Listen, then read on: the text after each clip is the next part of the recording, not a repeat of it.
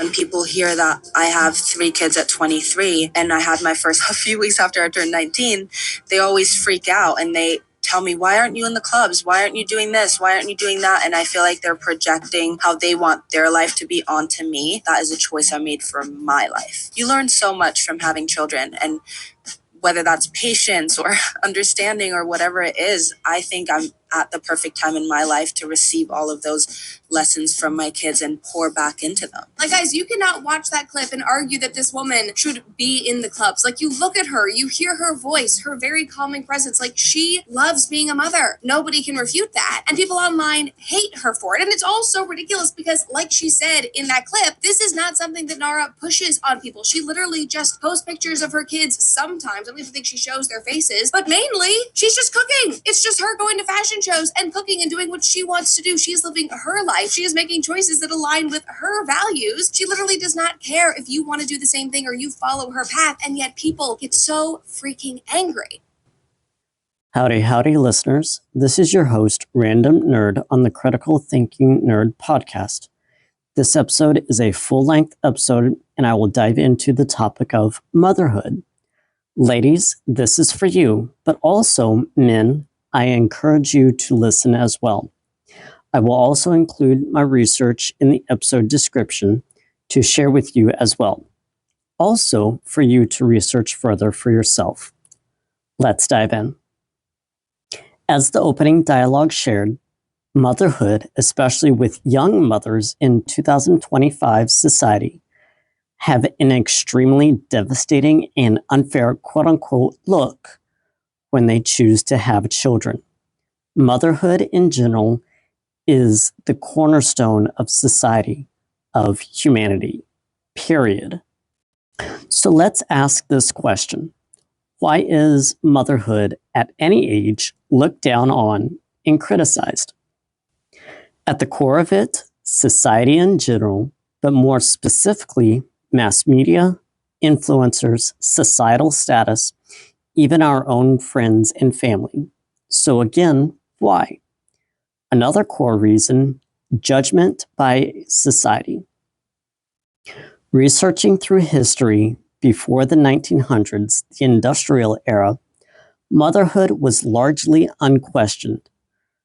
Young, middle, older, women in general valued family, and also family dynamics were largely traditional, with young ladies 18 to mid-20s being married off, or mid-age 20s to 30s women having later motherhood roles.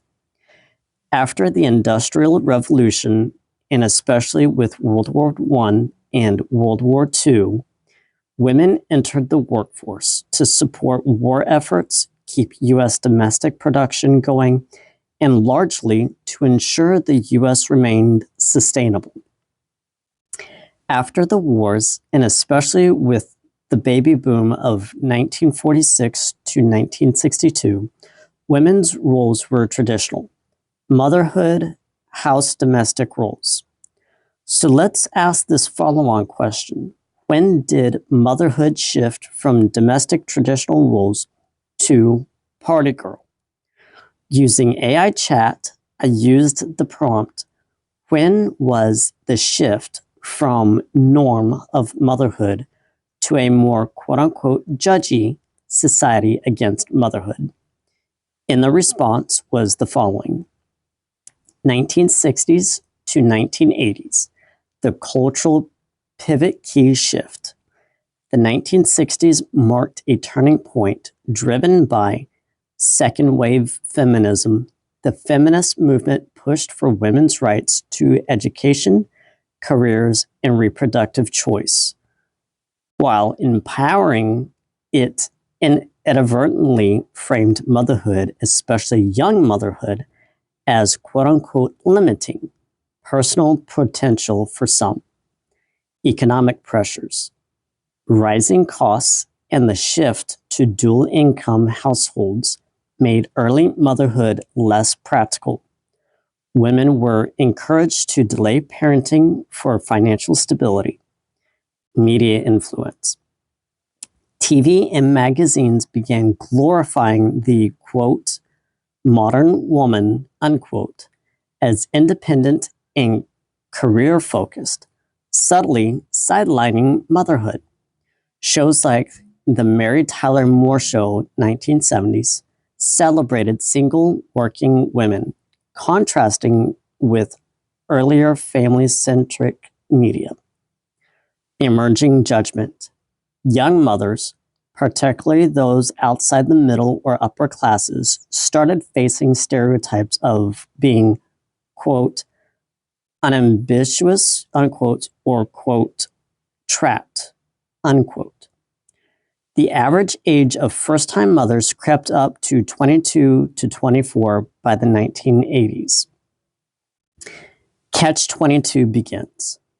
Women were caught between new expectations of quote-unquote have it all and criticism of quote-unquote poor timing if they chose motherhood young, especially if working class or minority women.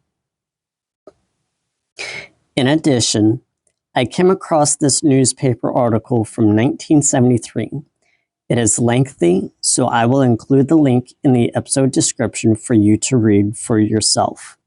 New York Times, Catch-22 for mothers is mommy necessary. In addition, with the Supreme Court ruling of the 1973 Roe v. Wade gave feminists and pro-choice movements the ability of individualism and reproductive autonomy, slowly devaluing the essence of motherhood altogether. As society moved into the 1990s, 2000s, and 2010s, society needs, workforce demands, cultural shifts, and television media expanded.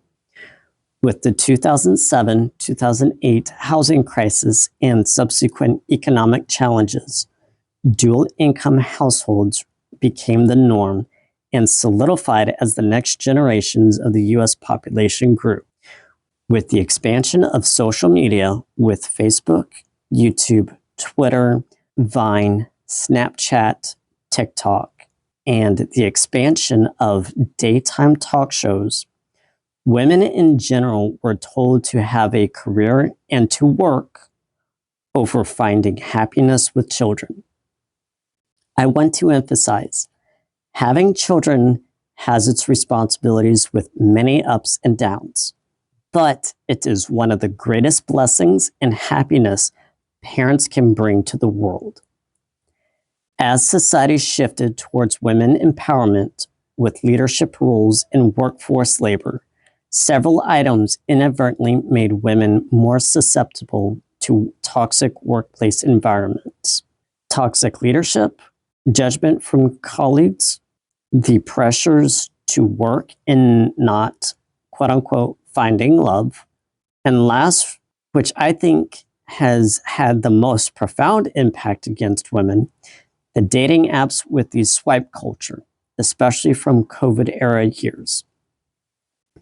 Since then, many systematic and cultural implications has led to a small but growing shift of women pushing back and leaning towards motherhood again. But again, why is motherhood so hard to be accepted in modern society? While there are many factors, as I shared, my personal belief, and you can research this yourself, is the hardcore anti-men feminists. Ladies, this isn't about that you can't do anything men can do, but my message is this: your own female friends are not the best judge of character. Women in general have always had judgment to each other. This isn't an opinion, this is a fact.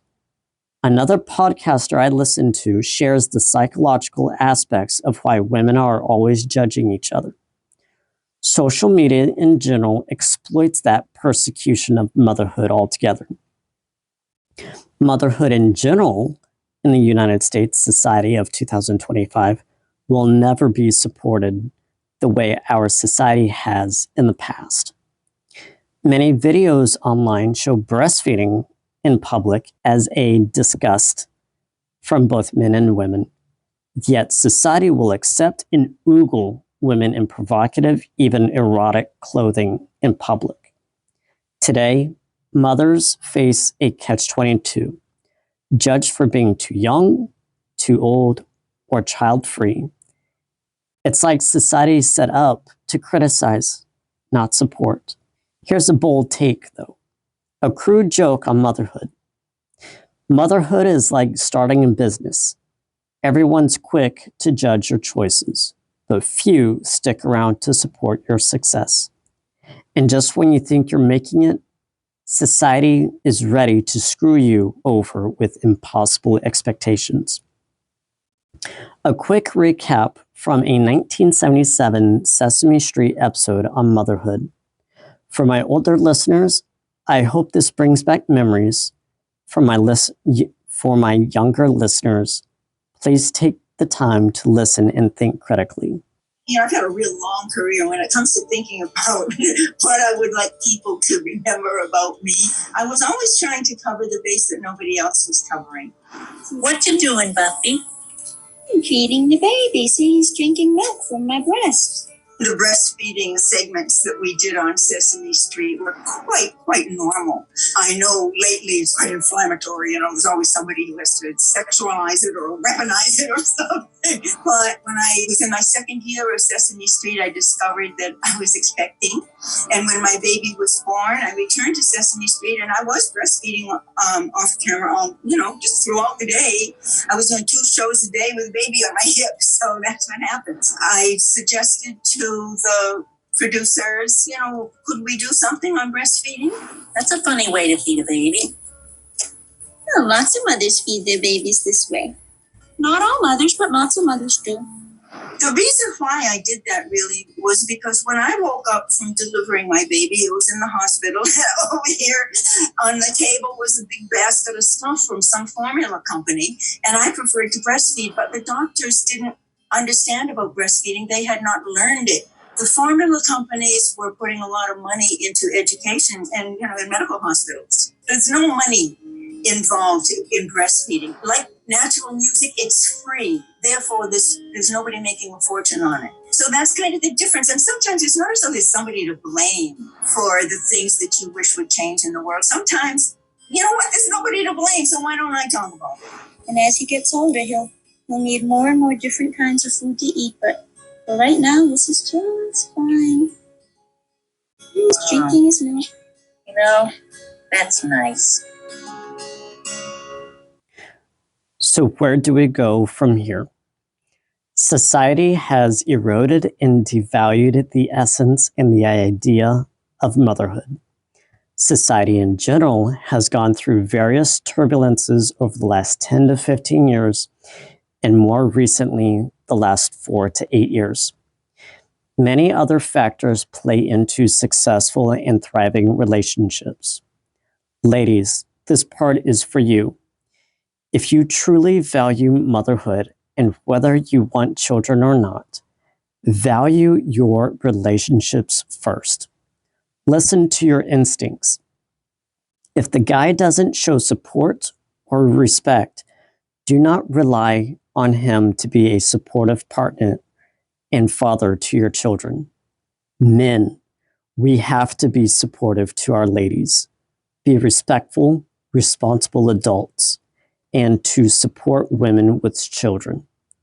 Like I said earlier, motherhood is the cornerstone of society, of humanity. Society has devalued humanity in general and exploiting young men and especially young women using influencers like Andrew Tate and Bonnie Blue. My message is this: be respectful, be responsible, and be supportive to each other. Mutual respect as human beings is the most foundational characteristic of society. Motherhood doesn't have to be a catch-22, but we as a society make it impossible for mothers to thrive and upbring the next generation of society.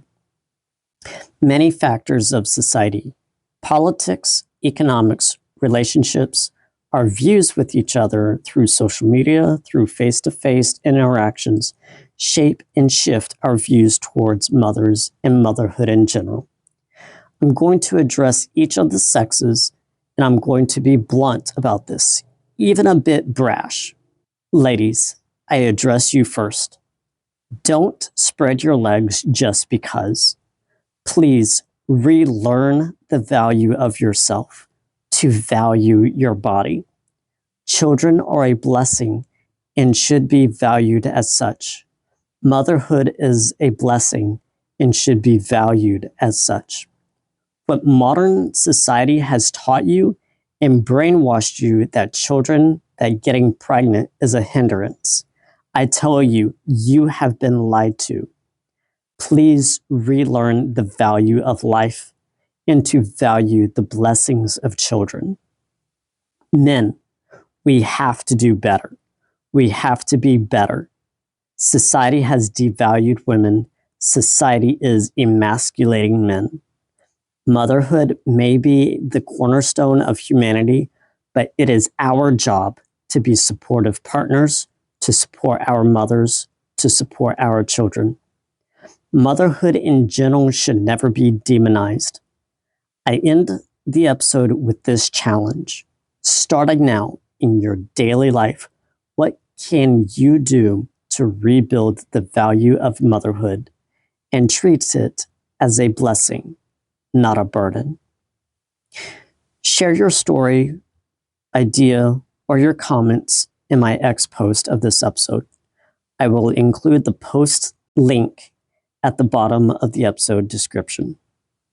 If you found this episode meaningful, please continue to listen to my next episode as I dive deeper and research further to share my knowledge with you. Thank you.